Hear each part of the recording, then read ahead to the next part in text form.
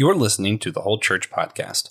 Our efforts to educate and unite the church are made possible thanks to our sponsors on Patreon.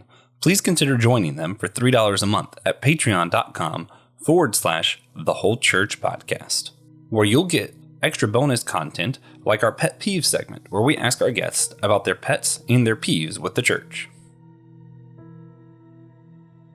Ephesians 5 verses 15 through 21 in the Christian Standard Bible read, "Pay careful attention, then, to how you walk, not as unwise people, but as wise, making the most of the time, because the days are evil. So don't be foolish, but understand what the Lord's will is. And don't get drunk with wine, which leads to reckless living, but be filled by the Spirit, speaking to one another in psalms, hymns, and spiritual songs, singing and making music with your heart to the Lord, giving thanks always for everything to God the Father in the name of our Lord Jesus Christ, submitting to one another in the fear of Christ." In the letter to the Ephesians, St. Paul is writing to explain how the church should behave and what it means to be the church. Here, he lists the things that the church should do together. Dan Koch, how do you think doing these things listed together help to engender church unity?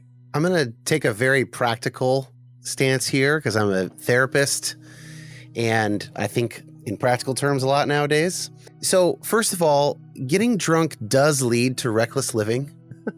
Like that's not controversial. I think that there's a lot of reasons why, certainly American Christians have sort of, been more likely to include alcohol in our lives. My church serves real wine for communion. I don't believe that alcohol is sinful to drink, but I also don't believe that it has no effect on my life, right? And so, like that, let's just say that. And then the thing about, speaking to one another in psalms, hymns, and spiritual songs, right? Giving thanks to God. This stuff it engenders community. It, in the language of positive psychology, you could say it sort of has an eye toward flourishing. It has an eye toward gratitude and awe of sort of making both meaning and sort of joy and happiness out of gratitude for the gifts that we do receive as human beings who get to walk this earth together. And so at a practical level, I think, it shouldn't be all that controversial. I think that if you get into teetotaling, I think that can be missing the point. And maybe one last sort of connection here is like being someone who researches spiritual abuse and whose podcast often reaches people who have, church trauma, spiritual trauma, church hurt, whatever, whatever category you want to use. When people are unable to do these things in a community of faith for whatever reason, whether that's traumatic or simply they're not accepted because their beliefs had changed and their church can't hold together the kind of unity you guys are working toward, that's a shame. Because being able to do these things with each other is good for us. It's good for us individually. It's good for us socially. It's good for our spiritual lives. That's kind of my take. Yeah, man. Good stuff. Hey, everybody. Welcome to the Whole Church Podcast. Probably one of your favorite church unity podcasts if you're listening. Today is a fun special episode. One of my favorite Christian podcasters out there, Dan Koch of You Have Permission, has joined us. We're going to be talking about his podcast. We're going to be talking about what it means to be the church. What are some of our different views of what it means to even have church unity? Because if we're defining church and some of these other things differently, then we might mean something different by that term. Really excited to do that. Dan has, I mentioned he does that podcast. He's another Pretty Good Vibrations podcast. He's studying to be a psychologist. I know he's got a bunch of letters and different things behind his name and been in the Bible world for a while. Dan, what am I missing? What am I missing? Good to have you. Thank you. I'll just say I've fully decided internally that Pretty Good Vibrations is a full on just hobby for me. But if you love pop and rock music, especially if you're like a child of the 90s or spent any time in like the emo world or whatever, then you might really enjoy it. But no pressure. You Have Permission is definitely the main gig. I have a master's in counseling psychology, working toward a doctorate. I would slightly quibble. I don't have a lot of Bible experience. My expertise is more in psychology of religion.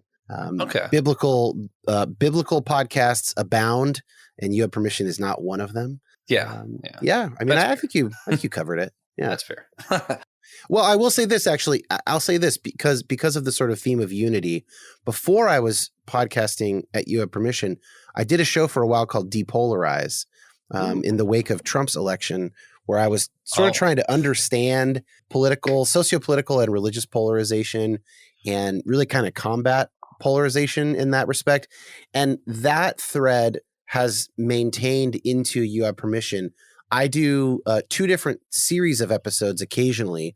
One called I Don't Believe in That God, where I talk with someone who is not religious or not Christian and sort of try and find, what do we agree on? What do we disagree on? Sort of common ground. And then I have one called Worries About Progressive Christianity, where I talk with people who are more conservative than I am theologically or sociopolitically, and try and find common ground there and explicate where we agree and disagree, so that people can kind of help find themselves and find language for where they're at. But also because I think I'm kind of like a bridge builder, peacemaker by personality type, by calling, whatever you want to call it. I'm just really interested in that. And I have very little patience for tribalism and us, them, and all that kind of thing. So that's probably the further connection I'd draw. Yeah, I relate. Also, speaking of things that people might be worried about, they may be worried that I'm doing this alone, but I'm not. I am joined by the greatest co-host to ever be thought of. He's so great at so many things. It actually takes a direct move of God to convince him to stop playing ping pong and defeating his opponents long enough to join us. But he's here, the one and only TJ Tiberius Juan Blackwell. Welcome back to your show. Thanks. Yeah. That never gets old. Never gets old. No matter how big the buildup, it's just things. And I am Joshua Knoll. If you didn't catch on or clicked this podcast somehow and didn't read anything about it, that's who I am. I'm Joshua Knoll. Biblical studies degree from North Greenville University, working towards law school, seminary, different stuff like that. But basically just a guy who cares about church unity. And here with TJ. Yeah. And check out the Anazao Ministries podcast network. We've got a bunch of shows on there, a couple shows like this.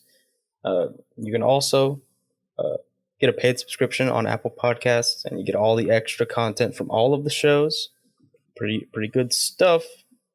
Check out the Anazao Ministries podcast YouTube for videos of the shows and others, and rate and review our show on Podchaser or Apple Podcasts / Spotify for maybe a chance to win a gift card or something. Who knows?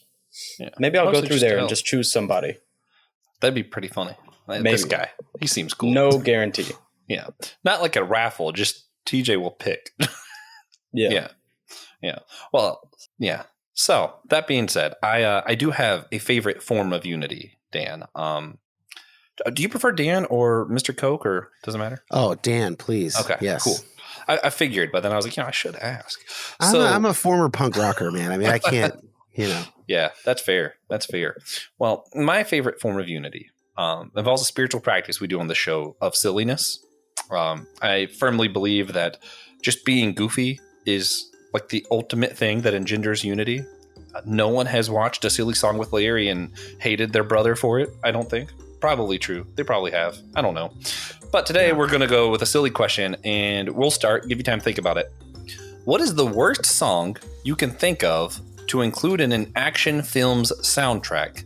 I don't remember writing this question, so I'm going to throw it to TJ first so that I have time to think. Yeah, I think this was divine inspiration. There's no way even you could write a question with so many different answers. The possibilities are truly endless here. But legitimately, almost. You know what? I'm going to pick the dumbest answer ever because I was talking about this song earlier. I don't remember the name of the song, but cool. Doja Cat sings a song about how she's not a cat, she is a cow. Moo. I'm going to pick that. There's just no way that would ever fit an action film. Not a serious one anyway. Maybe a new Green Hornet or something. It's called Moo? Yeah. Perfect. Yeah, that. I'm picking that one. Just goofy. Just really piling on the silly here. Yeah, I can see it in my head, though. They're in disguise as cows. Of course you could see it in your head. It could be in an action sequence in an animated children's film. It might actually really work there.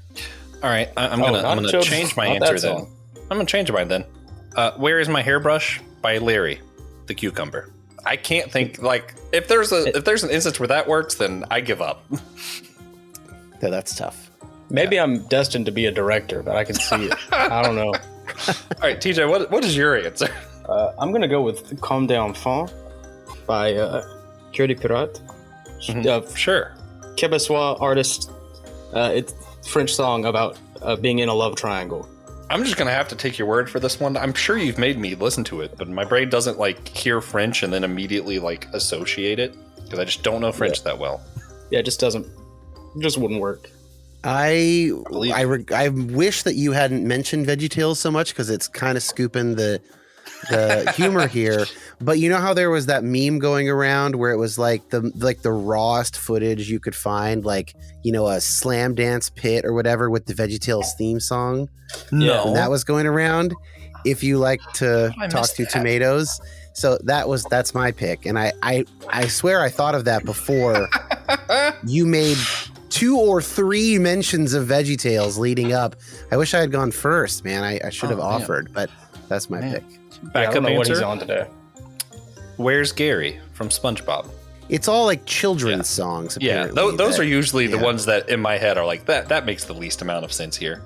Yeah, I feel like those would have to be disqualified though for this to be a real question because the whole Coco Melon catalog doesn't belong in an action. Right, yeah. All great answers though. I just wanted to see what the funniest answer we could come up with was.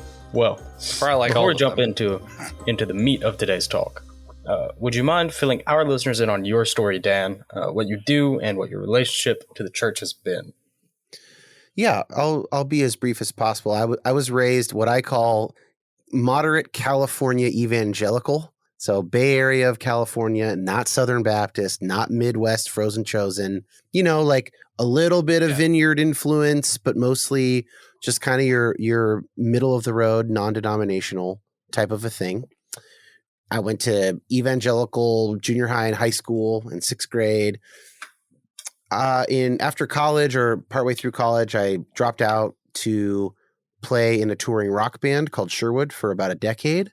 Nice. Moved up to Seattle, finished up my philosophy degree, became a commercial composer, and pretty soon thereafter started podcasting around politics and theology and all of that kind of thing, the stuff that interests me. I'd also been interested in theology all of those years on tour, and philosophy degree kind of makes sense. So just kind of wired that way. 2016 election had me asking pretty profound questions about the community that had raised me. And I came across a book called The Righteous Mind by Jonathan Haidt, psychologist out of NYU. And it was opened up a world to me. I was like, oh, these are the questions that I'm asking.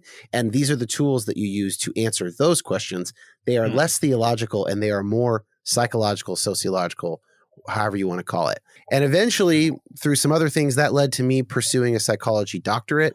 And You Have Permission, my podcast has taken kind of more and more of a psychological lens. It certainly comes up at some point, probably every episode, but is not necessarily the focus of the topic of the episode every week.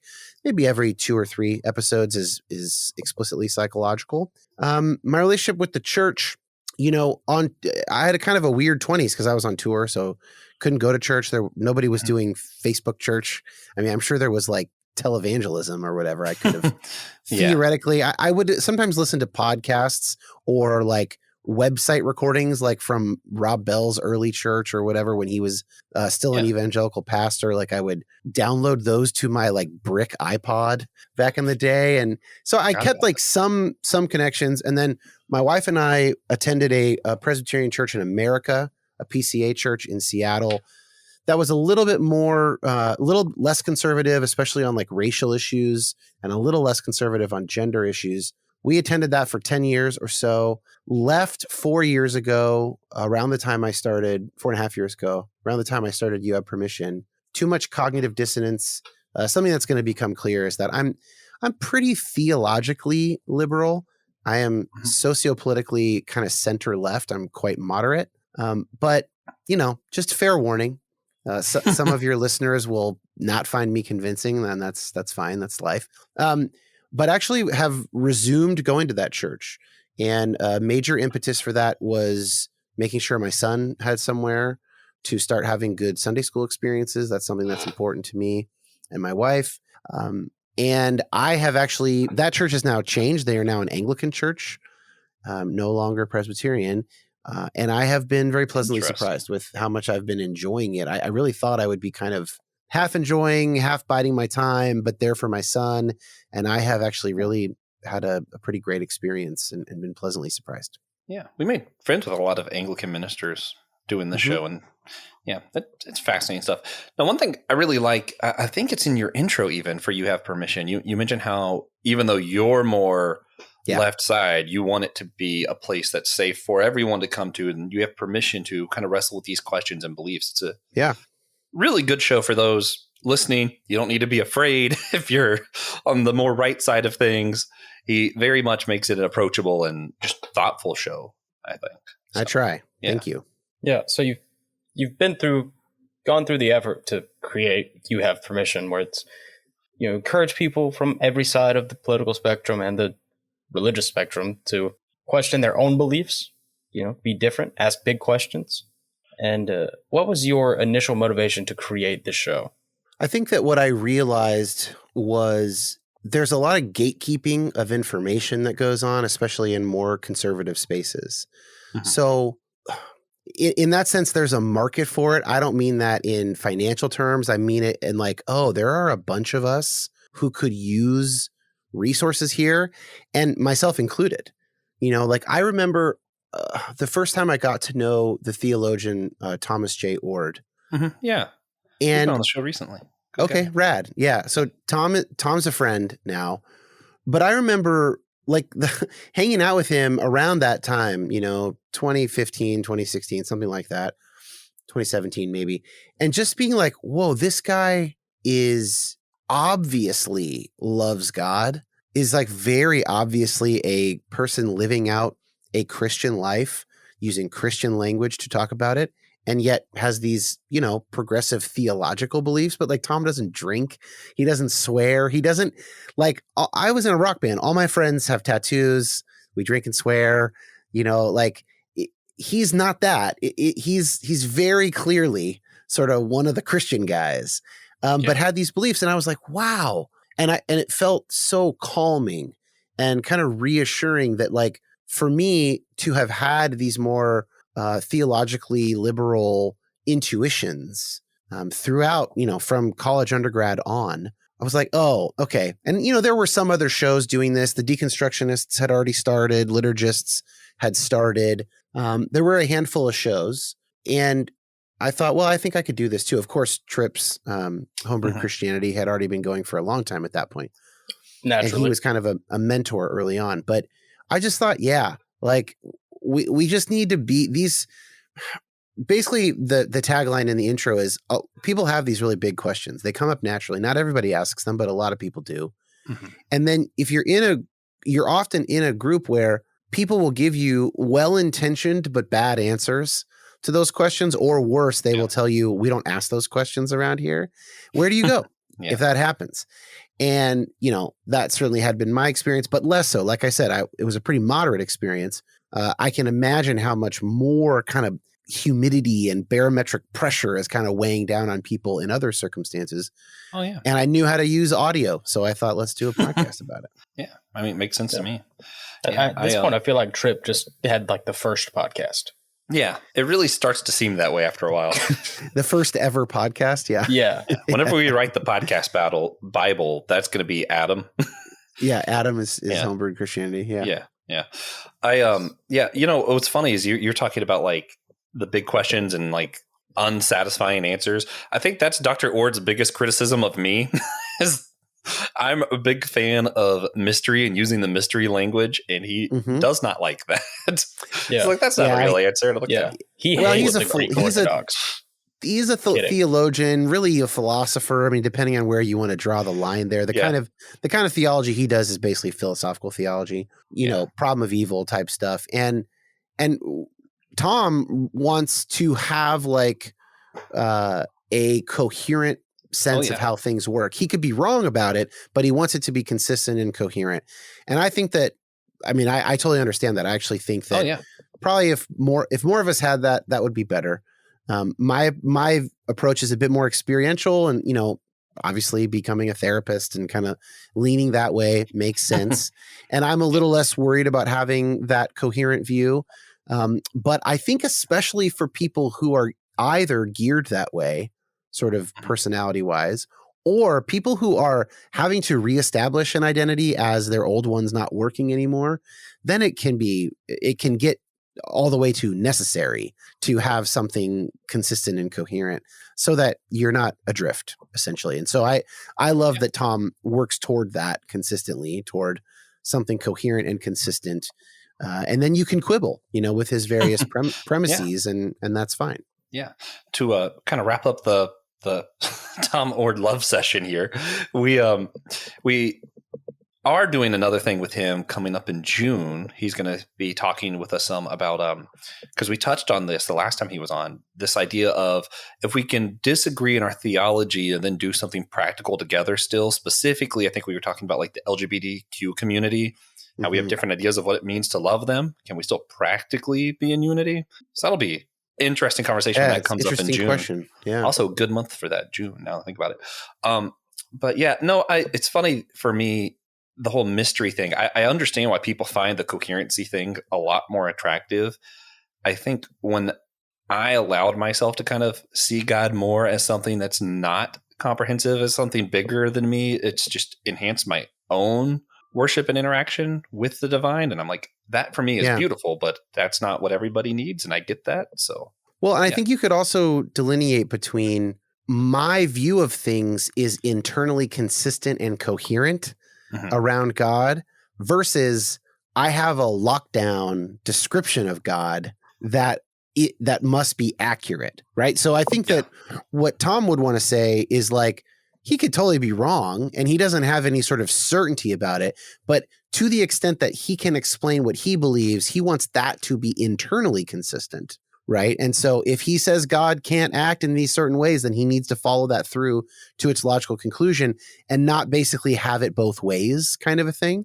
Yeah. Which I think is different than saying the kind of need for certainty that we can sometimes find ourselves with, where it isn't actually, it's not about internal consistency. It's like, no, I won't feel okay unless I can say that I know what the God of the universe is like without a doubt. Yeah. And then in that case, the antidote is mystery. You need some mystery in your life, sir or ma'am.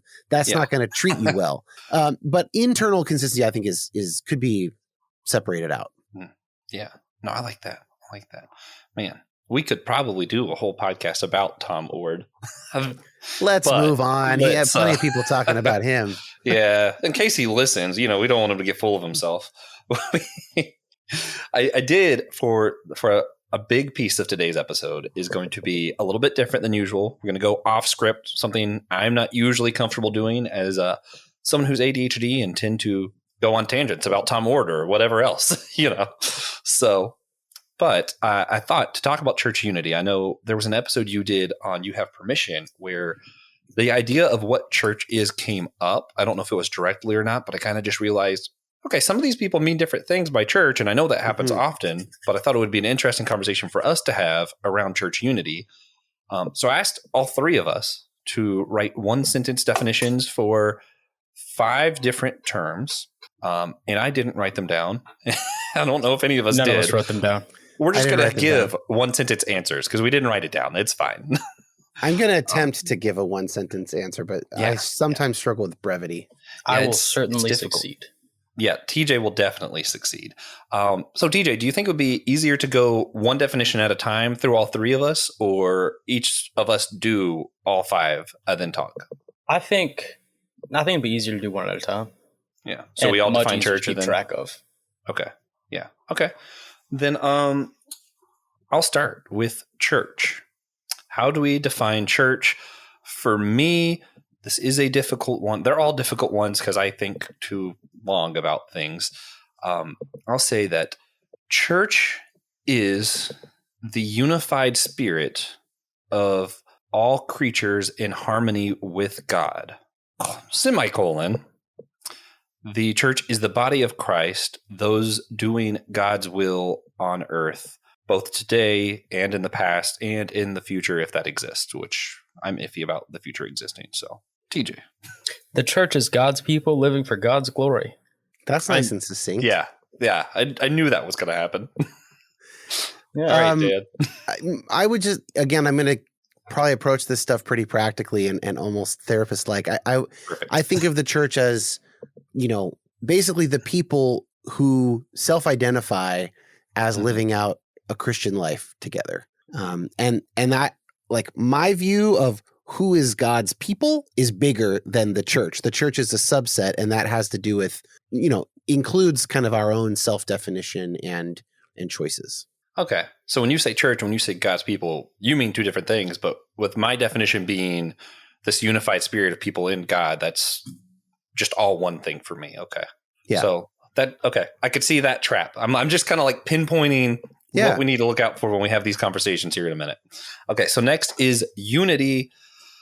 Actually, I think this one might be pretty direct for me. Unity is when people are in one mind in agreement about a thing without having to be of the same opinions, if that makes sense. Yeah. What's the difference between of one mind and of one opinion? Yeah, I was just realizing that, like, that sounded weird. I think it's of one mission, if that makes sense. Yeah. I'm going to say people who are of one mission. That's my definition then. Yeah. TJ. Unity is a cross-platform game development engine, pretty popular for indie games. Oh, okay. Yeah. No, Unity, my answer is when Unity is being united, I guess, is cheating to say that in the answer, but in one mission. Yeah. We have the same goal. Yeah, maybe just to something like, it's the ability to major on the majors and minor on the minors. I think maybe that's more of a prerequisite for unity. But it's basically an ability to sort of like put a pin in some stuff for the sake of other stuff. And I mean, other than you can get a kind of unity with really homogenous groups, but I think the type that you guys are interested in, that I'm interested, is a non-homogenous group unity, right? People who actually have differences, nonetheless being able to work together around common cause. Okay. Sounds like we're all pretty much on the same page. Not too much different. Not too much difference. Yeah, I like that. Oh man, here's a hard one. God. How do we define God? Gosh. TJ's definitely going to beat me. Mine's going to be, I'm going to have to use another semicolon. Okay, here we go. God is the creator of all things, the atonement for all things, and the life that pervades all things. Semicolon, God is love. All right, TJ. God is everything. God is the one above all. Is everything or is in everything? Both. Okay. I mean, this is like if you want to go sort of traditional terminology, like if I have to pick a camp, I'm like a panentheist at the moment. So the entire universe is within God, but God is also more than the universe. I tend to think of God as like two things. Number one, whatever it takes to create, tweak all the gravitational constants and all that stuff to have a universe, to use physics language. And also God is sort of the ever-present reality that is available to people through spiritual practice of any kind. Okay. Seems like we're pretty close. Both of you might have a more intimate focus than mine, but it seems like it's pretty much the same. Close to the same anyway. I also feel like a description of God is almost definitely above my pay grade. Yeah, as a same. human being. I'm not getting I think paid we all anything, feel that way. Yeah. I'm just glad someone said that part out loud too. Yeah. None of us are really qualified, or TJ and I at least definitely aren't qualified to answer any of these. You have a degree. We're just going to do it anyway. I have a master's degree in psychology. That's not going to help me define God. He has a degree. He has a degree. He has a Bible degree. Well, then that assumes that the Bible accurately describes God. And then TJ. if you have that jump, then you can maybe. Yeah. Okay, here we go. Salvation. Man, I really wish I wasn't going first for this one. You don't have to go first. Yes, he Okay. does. No, he said I don't have to. Oh, okay. Let me think. I can Salvation go first if you want. is, man, I'm going to use more evangelical language than I typically like to. I don't like to be put in a camp, but salvation is when you speak in tongues. Yeah. No, salvation is when you die to yourself and the selfish nature that we have to be transformed into harmony with God's spirit, which is love. Yeah, I'm going with that. Okay, TJ. Yep. Salvation is the preservation of your spirit through his grace. Great economy of words, TJ. Thank you. I'm going to say salvation is what happens when God puts things right. And parentheses, we're generally participating in that putting things right. But hopefully after we are dead, God puts other things right without really much help from us. Because that's the kind of stuff that creates universes. Yeah. Oh, I also see, this is why this one's so hard. I also think salvation is becoming one with God's people or the church. And then, the church goes to heaven. You're not saved personally and individually going to heaven by yourself. Right. Oh, man. But, there's that whole vine allegory. There's a bunch of salvation allegories that tend to kind of have more of a picture of a collective than a singular. But that's just my take on that. That might come up later. I doubt it, but maybe. Actually, no, we're talking about church unity. There's a strong chance that comes up. Okay, good. What does it good mean? I would say anything that provides more love than hate or enables others to love or feel loved in return. Yeah. TJ. This is actually the hardest one, I think. My first day of my first philosophy class as an undergraduate, the professor wrote the word good on the board and asked us to define it and watched us all chase our tails for 45 minutes. Yeah. This is the ultimate question of moral philosophy and maybe really most philosophy. This is the hardest question maybe to answer in human language. Yeah. So do it in a sentence, TJ. Yeah, no problem. Just one sentence. Hardest definition there is. Well, good is anything that is not inherently bad, which I was not asked to define. All right. I like the cop out. Okay. Privation. Okay. Good is, I don't know. We call good things that line up with God's just flourishing, beautiful intentions for the universe. Something like that. That's kind of a cop-out. Yeah. I like that too, though. Okay, cool. So then, with all definitions in mind, just kind of off script for a bit, how do we have church unity and what is church unity? Let's start with what is church unity. Yeah. Dan, what is church? Oh, okay. TJ has something. Dan's the guest. Yeah, but you speak so seldomly. I'm just intrigued. Yeah, let's get TJ on there.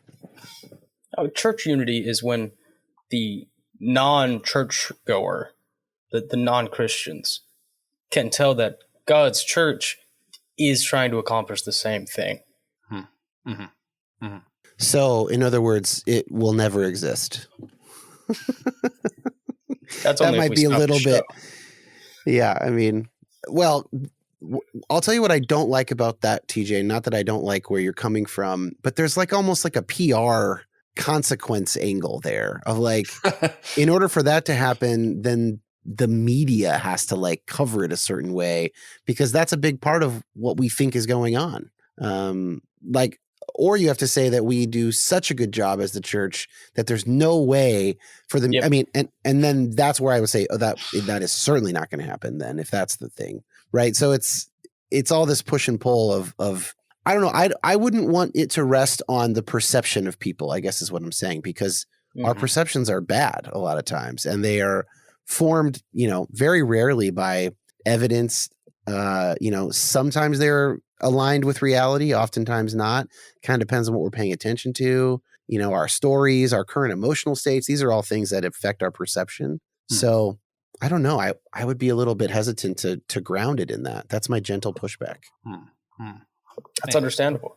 I'll do some of my take and see if I can get a pushback. Well, I think if we shoot for the moon and Yeah. we miss, we land among the stars.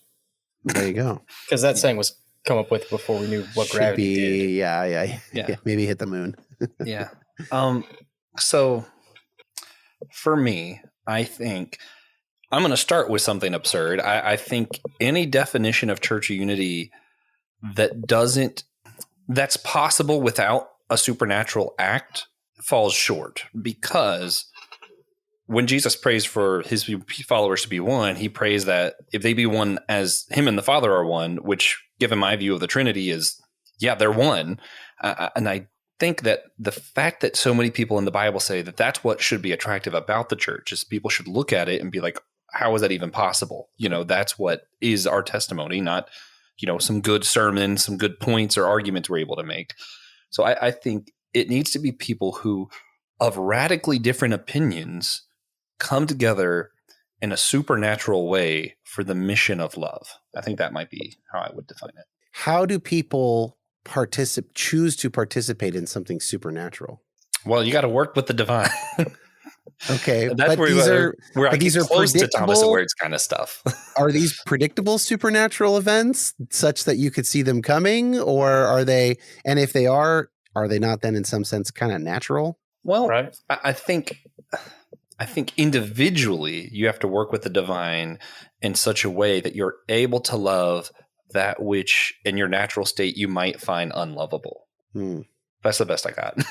Yeah, I mean, I love that. I totally agree with that. I think at that point we should call it preternatural. Like it's not normal, but it's not super, normal natural, but it's not supernatural. Somewhere in It between. happens. Yeah. Preternatural. Yeah. Okay. I'll accept that. I think I don't want to take us down like a metaphysical naturalism, supernaturalism rabbit That's fun, hole. though. So, well, I don't think we have time for it. Fine. Okay, so the question is, what was the question? Well, how do again? we define church unity? Yeah, how do we define church unity? I mean, didn't we already define unity? So we're just tacking on church to it, basically. Yeah. Yeah. What does it mean for That's what I did Especially- when I answered this question. we have slightly different definitions of church. So I feel like That's for right, you, yeah. church unity might be a little bit different, because I'm trying to say anyone who's the people of God, how do Yeah. they have unity? Yeah. And that's a little bit hard. No, I think that's an interesting way to sort of break it down. For me, again, my definition of church is sort of people who self-understand themselves to be a part of Christianity and doing that. So in that sense, church unity would be a group of Christians or a group of Christian churches, or however you want to break down the units, that sort of, that have a common cause Mhm. of claiming Christ in some way, and that they don't let their differences get in the way of that common cause. I almost can't even get that out without feeling so thoroughly disenchanted by my experience of the American church, like with regard to that question, where, at least at the moment, the trend lines are certainly more and more and more toward siloing, tribalism, us versus them. It's all falling along socio-political, ideological lines, and apparently has very little to do with sort of faith commitments, and I say that's true of the right and the left, in my estimation. I think it's a bit more craven on the right in areas of the right these days than the left, but I don't think that the left is immune to it by any means. And Sure. yeah, so like it kind of is making me depressed to think about church unity, if not like capital D depressed, but like, Man. it's kind of sapping me of Our show is motivation. depressing. Well, I just think Yeah. it's bleak out there right now in that respect. And one other thing I'll add, which is a problem for my definition or way of thinking about this, is that most of what would unite Christians is like evangelism, right? So something about, spreading the gospel around the world. And you might have a slightly different Catholic, Orthodox, Protestant take on all of that stuff. You get the Pentecostals who are going to want to include the gifts and whatever. But like, I don't care at all about evangelism, other than I care that healthy churches invite people into their lives. And in that sense, I care about evangelism. So maybe maybe I'm talking myself into it. Maybe I could find a way into that common cause, That's even funny. though I'm not worried about people's souls going to hell. I still do worry about people's lives being awful. And I do believe that their involvement in the church can facilitate their interaction with the divine and as well as with each other and building community and filling their lives with more love. Maybe I can get behind that. Okay. I'm feeling better about that aspect. I'm still not feeling good about the reality on the ground. Yeah. I tend to be probably a lot closer to some of the biblical inerrancy kind of arguments than a lot of people, but it really irks me when, I love all of our guests, for the record, for whoever's listening. But when we've had guests who kind of do this, the Bible's inerrant. The Bible says that the Christians are united, and here's how we maintain unity. So unity already exists because exactly what you're talking about. I'm like, well, if this is unity, what the heck is it? Disunity look like? Yeah, you don't want to see disunity. Yeah, like, oh man. Yeah. So I'm gonna go a little bit deeper into some of our definitions and then move on. Particularly thinking about this salvation aspect, because I think that has to play a part in what we mean by church unity. I'm gonna throw to Dan first, because the people of God in the church are different for you. So can people be saved and not be in the church? Let me ask that first. Yeah, I mean, I'm a universalist, so for me, where I'm at is like, either everybody is saved or there's nothing. Those are sort of the two live options in my mind. Of course, I could be wrong about that. Yeah. I can't really make any sense of an infernalist position, which I feel like, I don't know if some people take offense to that term. I just think it's so clever. I just love that term. Those who believe in an inferno of some sort, I guess. Yeah. I in my mind, if any creature is at least eternal conscious torment, if any creature is eternally consciously tormented, then the term God being just or loving or good or holy, like it whatever the meaning of that word is so far off of a human definition for that word that we might as well just stop talking about God and stop reading the Bible altogether. I just think the whole thing breaks down. Whereas, it's possible that annihilationism is true, but it's just true of all of us that this is it. This is the thing we get. I really hope that it's not. And I actually think that there's some reason to believe that it's not. I don't think that reason approaches 90 or 98 or 99% confidence, but I think you can make arguments even without recourse to, the inerrancy of scripture, or even without recourse to special revelation. I think you can argue that it can be reasonable to think there's more after this. And so I hope for that. And if God is just, and if God is powerful enough, then I think there will be another go round for all creatures. And whatever needs to be done to make things just, then I would just entrust that to God. And maybe I'm going to have to pay some of that, and if so, then that'll be just. And I don't think I'll have a problem with it if I am to be in some sense made aware of how that goes, So that's my sense. And so then salvation for me is more of a this worldly question of like, salvation is more like flourishing, or to use an Orthodox theological term, it's theosis, right? It is becoming more like God, becoming more like the picture we have in Jesus. So that's that's where I would take it. So if creation is heading that way, and you said you were a universalist, so God's kind of saving everything. We're going towards justice, going to becoming more like God. Eventually, by your belief, everyone will be united anyway. Yeah, that's my view. On days that I can get myself to believe it, that's my view. I don't get any less universalist than that. Put it that way. I don't get any. Often I just think, oh, that's a fiction that I really want to be true, and it solves a bunch of things for me. And then other days I think like, oh God, you're so amazing. Like that's probably true. So I go back and forth. But I think that most of the ways that we tend to think about like, oh, well, truly evil people, or, like I feel like, and I could be wrong, I feel like it's not that hard to sort of point to the psychological motivations for that kind of a thing. You know, we need to be in the in-group. I think there's a lot of evidence for our ability to sort of make God in our own images and also make the devil in our own image. And lo and behold, God looks like us in our group and the devil looks like them in their group. And, you know, you just see that over and over again. Now, if I believe there was really good evidence for the inerrancy of Scripture, well, then I would, of course, have to amend that, and I would have to then think about what does Scripture teach and stuff. But I'm not convinced by those arguments. I know we're not going to get into that here, and I don't think we need to. No. So that's kind of where I'm coming from. So I think just thinking back to like salvation and just kind of like my own thought process of just salvation is kind of becoming one with that unifying spirit of God and working together. I'm not a universalist, although I hope universalists are right. I very much hope universalists are correct. Beautiful. But for me, I think anyone who is saved, just by nature of you're becoming one with the Spirit of God, should be unified. And the fact that that's not the case to me is part of why I believe salvation is more of a process than a one-time event. I think you're constantly becoming more like God. And that kind of gets to a very similar place of, even though I don't believe universalist to everyone, I think everyone who is in salvation naturally has to be unified at some point. Yeah. DJ. I mean, that sounds like theosis. I don't know if you've spent a lot of time sort of contrasting the two, but that might be worth looking at. I definitely need to study it further. I've heard it, but I'm just kind of, because this conversation is really raw for me too, I'm just kind of like, okay, maybe what I believe is pretty close to that. I need to do some research. Yeah.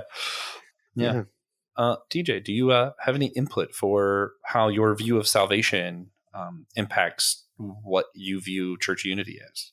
No. Okay, that's fine. Fair enough. TJ, I wish I could get away with hosting a podcast the way you do. I need to have a co-host for that. You know, you got to have a straight man to play off of, and I don't have that. So yeah, it's pretty great. I got some professional jealousy right now. You just gotta get in when you can. You just gotta know a guy who needs to make his podcast slightly more entertaining. Yeah, and who talks too much on his own. Yeah. DJ kind of offsets that. Yeah. All right. Well, DJ, I think we're good to move on then. All right. Are you sure? Yeah, I think so. Okay. I could keep going forever, but that's not wise. So, Dan, are there any questions that you always wish to be asked when you get interviewed that we haven't asked you yet? I mean, I saw that question in the prep document, and there aren't really. Like, I'm always kind of curious what other people will be curious about. And this has been really interesting. So, no, I don't have anything I would wish that you would ask me here. Okay.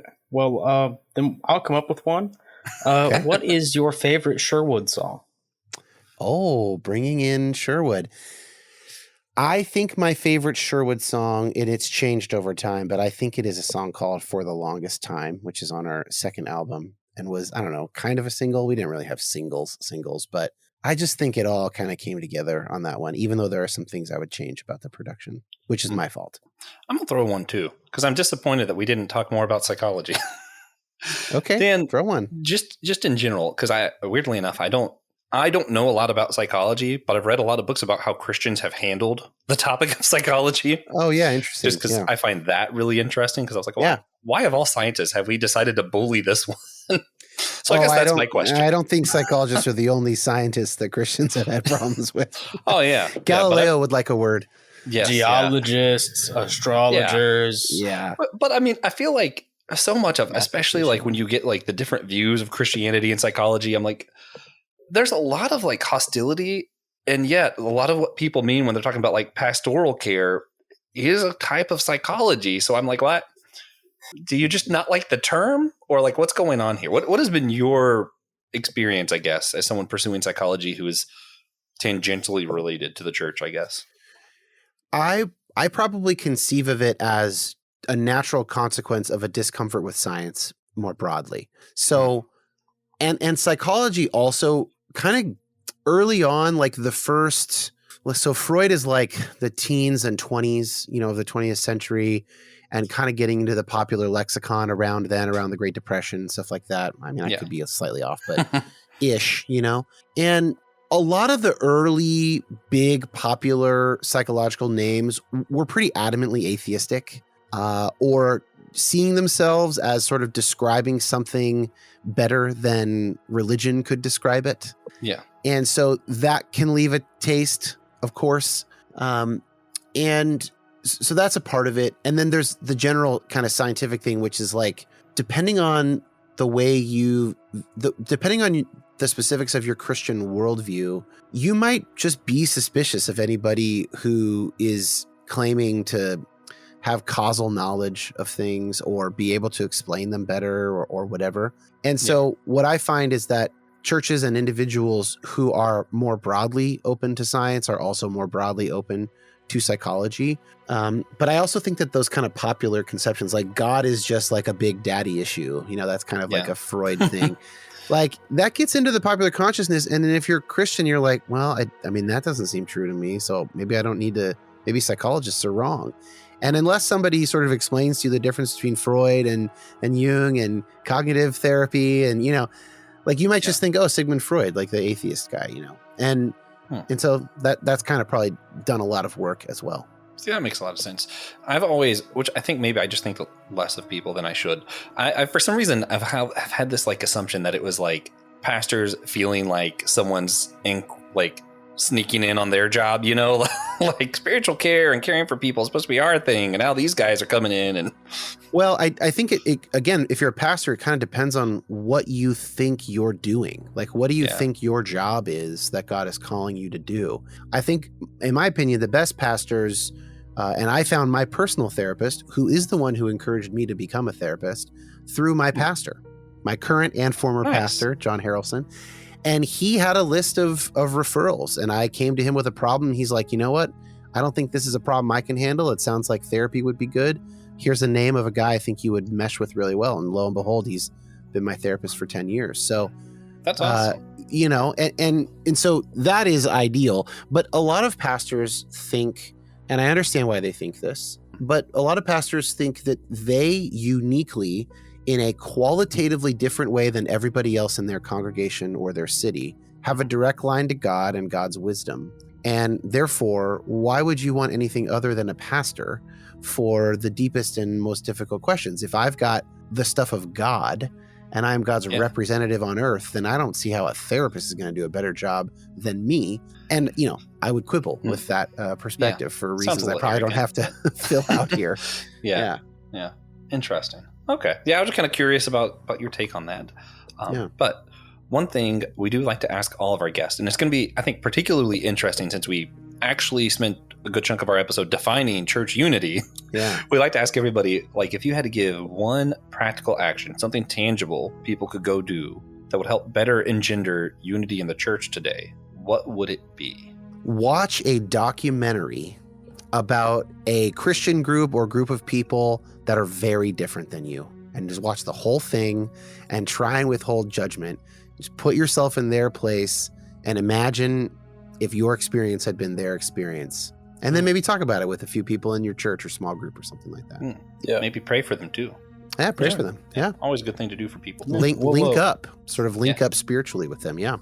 Man. Yeah, we'll publish a whole church approved list of denominations whose documentaries you can watch. No, we will not. Waco does not count. Yeah. Oh gosh. Yeah. So Waco does not count. Yeah. Waco does not count. Good Maybe documentary. We'll publish a list of things that don't count.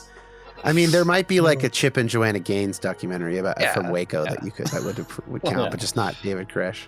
Yeah. Yeah. So, what would be the repercussions in the world around us if everyone watched a documentary about a different church than theirs? I mean, I think that, I'm sort of typical liberal or progressive personality type, right? I'm like very open to new experience. I want to travel and experience new things. So part of this whole thing is like kind of that part of my personality. And I don't think that it's my job or therapist's job or your guys' job to turn everybody into personality liberals. I don't think that's what we're here to do. No. But I think that one of the main streams in Jesus's teaching is to sort of dislodge the calcification of like, well, we are God's chosen people. We don't need the Samaritans. We don't need, whoever the sort of out group is, God can raise children from these stones. And sort of like when Jesus is asked, who's my neighbor, by some clever scholar, Jesus tells the Good Samaritan parable. It is literally the person you don't think it is. That's your neighbor. So I think it broadly lines up with something like that of imagining our neighbors as ourselves in some way. So I think if everybody did that, then we would be at least somewhat more likely to live out the Sermon on the Mount. Man. Yeah, wouldn't that be nice? Wouldn't that be nice? So before we wrap up, we like to ask everyone to share a moment that they saw God in recently, whether that be a blessing, a challenge, a moment of worship. I always make Josh go first, and seeing as this week he hasn't abandoned me and is here to be on his show, I will be making him go first. Your show. But I last weekend got to officiate a wedding. So only the second I've ever done. I don't really do that, but there were some dear friends of mine, so I was happy to do it. And just talking about the story of their love, the story of what is love, and just kind of exploring that. And for a moment, I had to go get my clothes before I left. I didn't leave after everybody else, so some of the reception was still going on. And just when I walked back to my car, seeing people through the window who were dancing, just having a good time, there was just this moment where I had to stop and just take in the joy that people were having and just realize, man, God made a pretty good place. Good's a fun word today. Yeah. The wedding was from one of our patrons, so shout out Russell. True. Just thought that was necessary. Little whole church fun fact. I've been to half of the weddings that Josh has officiated. Yeah. Also, Nice. If you're a patron, I'll do a wedding for you. I was supposed to be at both, for the record. The other one was just too far away. But for me, my God moment, just recently attended I'm not sure how common this is. I've lived in the South my whole life, but I've never heard of a wedding cookout before. Perfect. Attended my cousin's wedding cookout. It's like a wedding shower, which a bunch of people also were not aware exist. It's like a baby shower, but for a wedding. But it was great to be able to see so much of my family that I don't normally get to see. My cousins are still my cousins. Yeah. So nice to see them and to celebrate my actual cousin and his special day, which is coming up, and to get to be able to spend time with them and, shower them with gifts for their wedding. It's such a nice, humbling experience. It's just great to see happen. Nice. TJ, has anyone ever told you that you are like a white Lakeith Stanfield, the actor? Not yet. Actually, maybe. Have you seen Atlanta? His character in Atlanta, especially. Yeah. Do you see what I'm getting at? I get it. Okay. You like your sense of humor and your like you talk like him. If I close my eyes and kind of see him. Okay. Southern. There you go. Nice.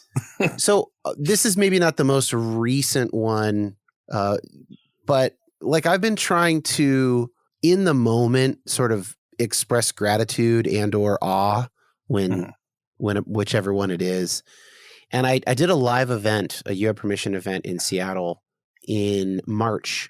And during our final panel of the day, I had 4 of my best friends on stage with me and, many other friends in the audience and a bunch of people I didn't know, a bunch of people I was about to meet or had met that day.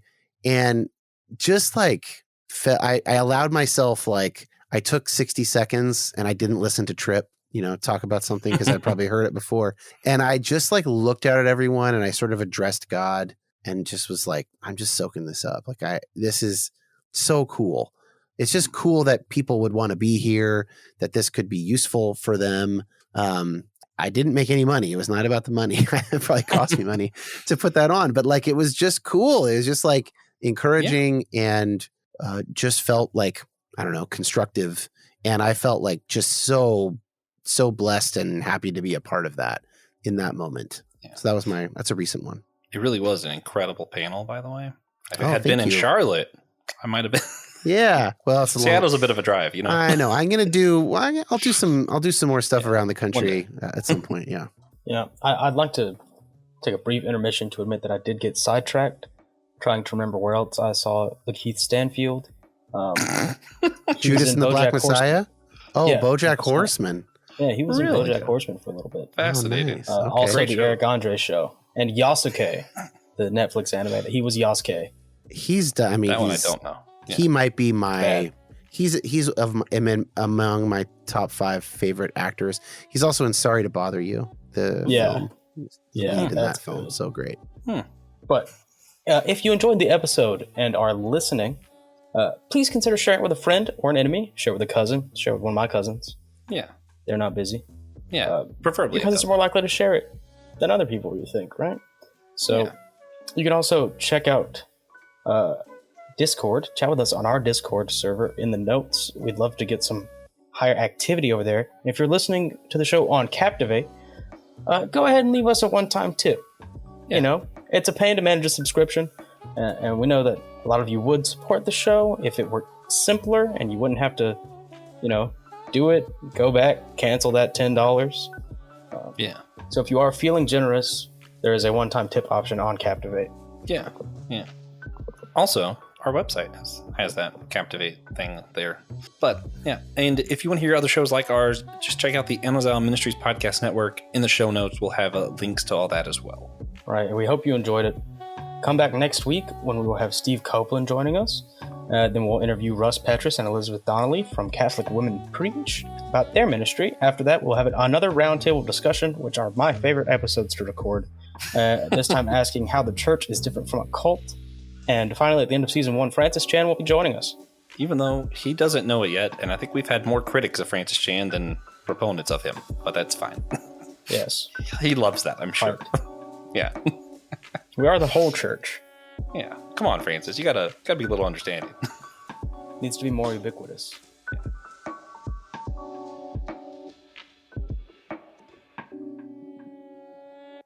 Thank you for listening to the Whole Church Podcast. We hope you enjoyed the show.